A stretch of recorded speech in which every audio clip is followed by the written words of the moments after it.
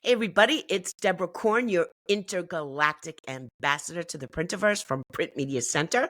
And today we are taking a journey to Print Island. Richard Askam is a recognized voice in global print and personalization. He first made waves with the breakthrough campaign, Share a Coke, which demonstrated the power of personalization at scale. It's even back, it was so successful. Since then, he has become a sought-after speaker and advisor, helping brands use storytelling and technology to build stronger connections.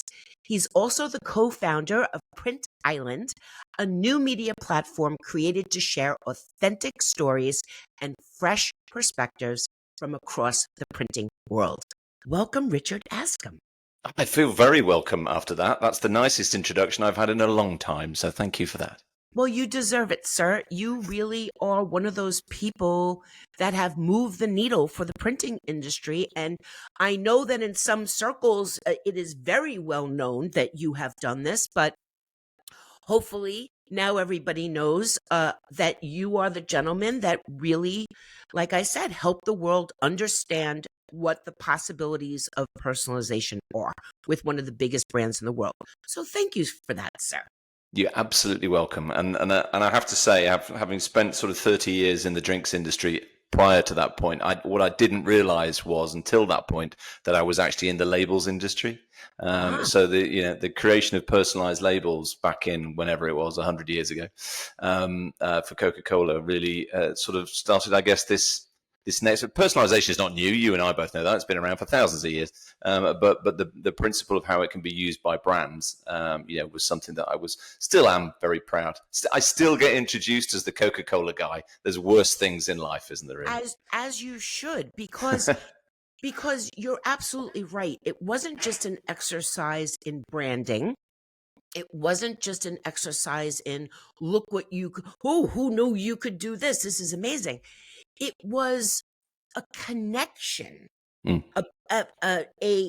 emotional connection to the product and to the brand and to other people that maybe, I didn't see any Deborah labels, but I did see labels that had my family on them and things like that. So I would buy it and give it to them, literally sharing a Coke, which was the and you're right. It actually, at its heart, it was a comms campaign because Coca-Cola as a company were reaching out to a generation that they were worried about losing, they wanted to say hello. The best way to start any conversation is with somebody's name.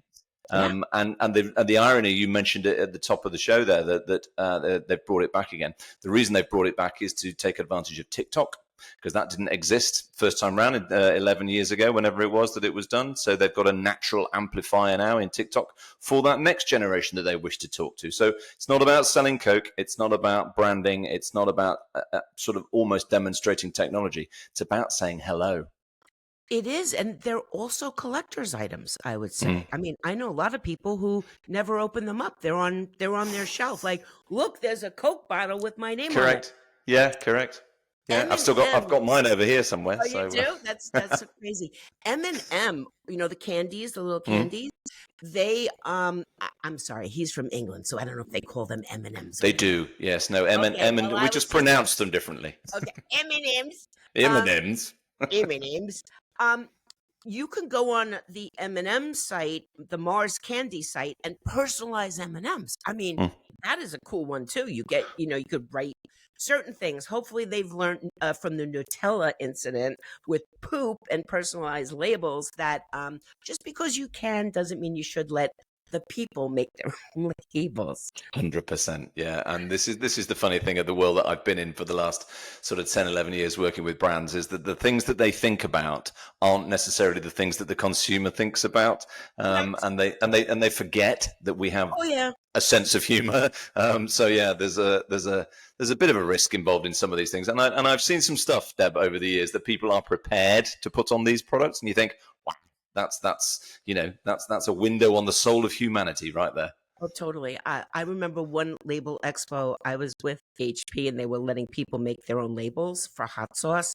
I mean, you don't even want, I still have saucy pants in my in my kitchen because every time I look at it, I just laugh. I mean, I'm Okay, not going there to you open go. it. It's like 12 years old, but saucy pants. I was just like, they're letting, Yeah. and they were actually a little upset. They're like, don't make ones like that. I was like, I'll put it in my bag. Don't Yeah, worry yeah. about it. The biggest thing that Coca-Cola worried about, and I've said this a million times from stage, but the biggest thing that they worried about was you could get Deborah, by the way. I could have got you that if you'd asked. The one name that you would never be able to get on the bottle of Coke was Pepsi. Ah, that makes total sense. That's why you have to think these things through. Amazing. Exactly. Speaking about thinking things through, Hmm. I know that you are a measured gentleman, meaning your time is invested in things that you believe have meaning, either for you or to help people.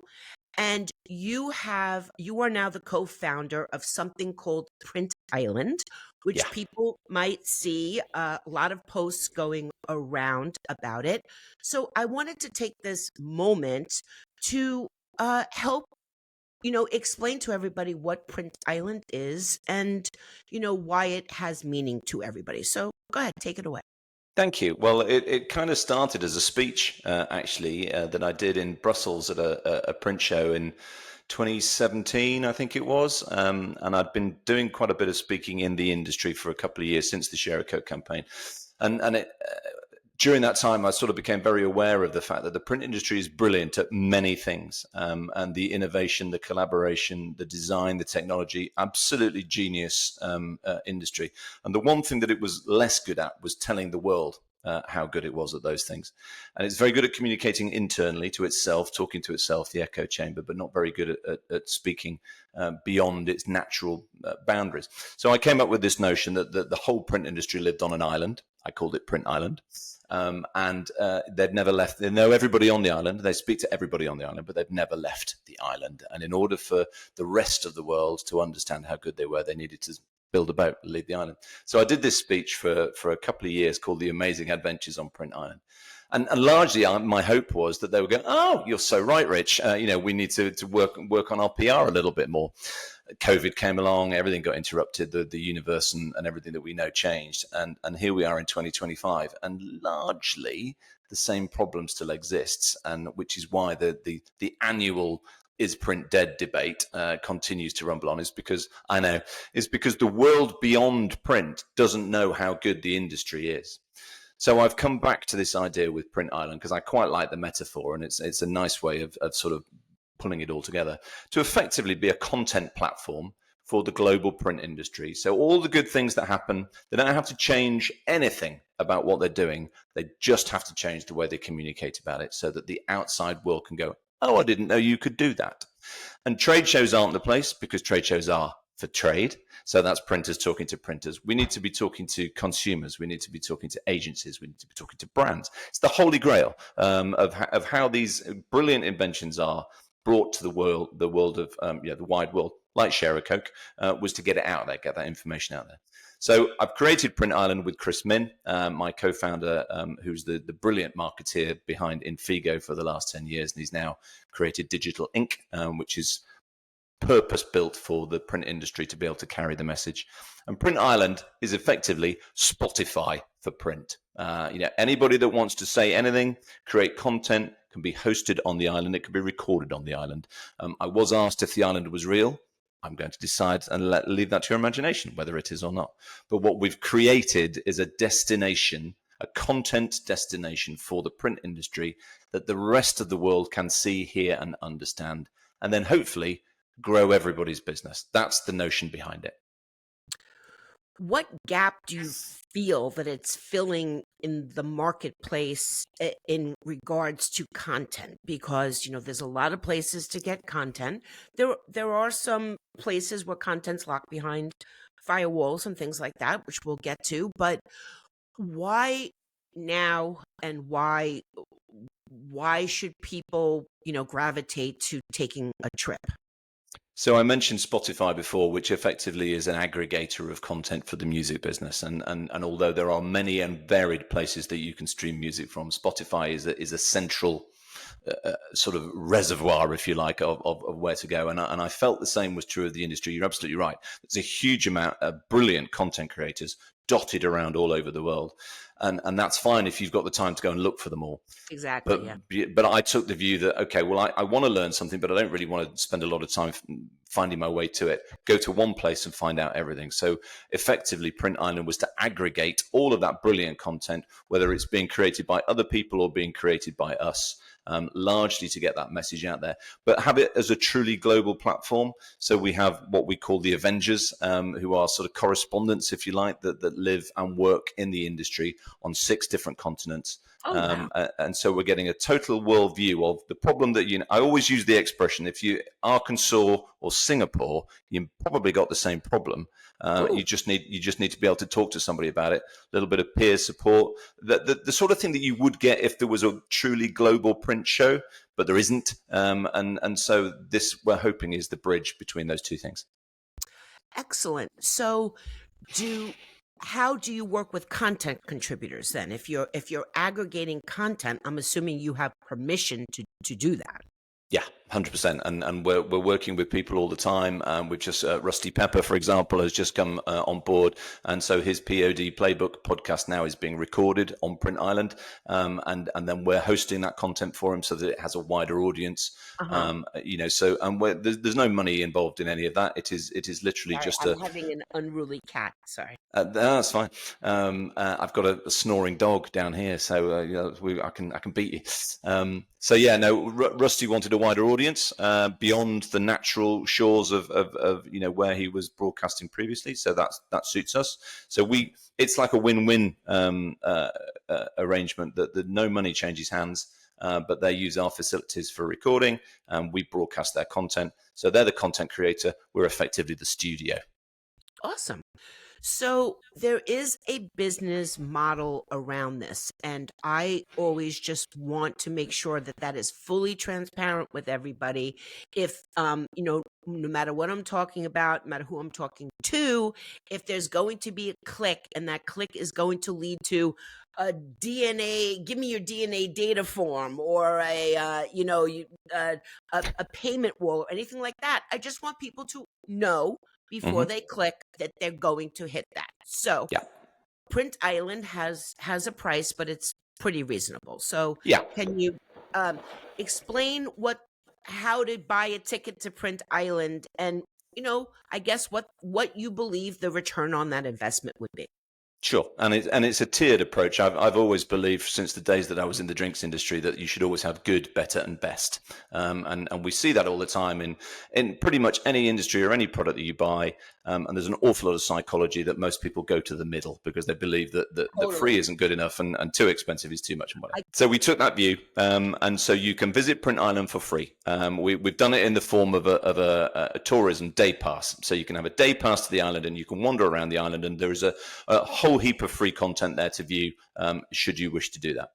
There is some content that is paid for because we've created that uniquely. We believe it has a value. It's the sort of keynote sort of speech that you would attend at a trade show. You'd have to buy a ticket for.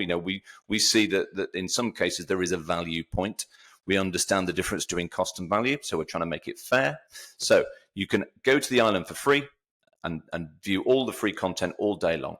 Some of the content you can buy just as a one-off single piece of content, or you can subscribe to the whole island and get everything for a fixed amount each month, a bit like Spotify. And in many ways, Spotify is probably our key model here, because you can have Spotify Premium and so on and so forth and so on. So it's up to you how much you pay, but there is no cost to come to Print Island, and there is plenty of content on there that is available for free.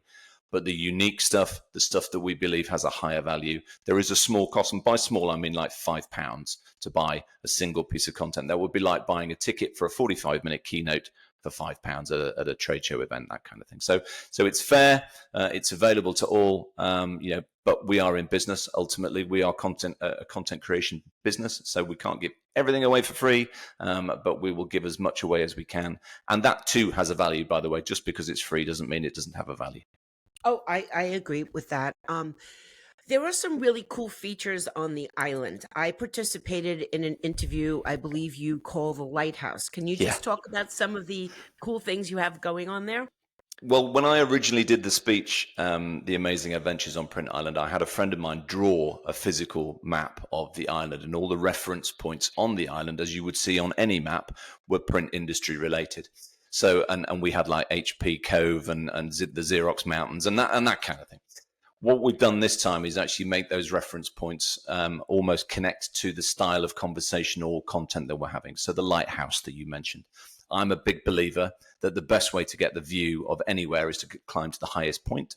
The highest point on Print Island is the top of the lighthouse, from where you have a 360-degree view of the industry. So I've invited many guests, you included, to come and stand at the top of my lighthouse, and let's look out over the island, over the industry, and see what we see. Because I think there's an awful lot of, let's call it fluff, that is spoken about the industry, largely by, I'm going to be a bit controversial and say the events industry give us a view that they'd like us to have of the industry. Really? Yeah, surprising, I know. I'd like to hear from people in the industry about the industry as it really is. What are the headwinds? What are the problems? What are the realities of doing business today in 2025 in the print industry?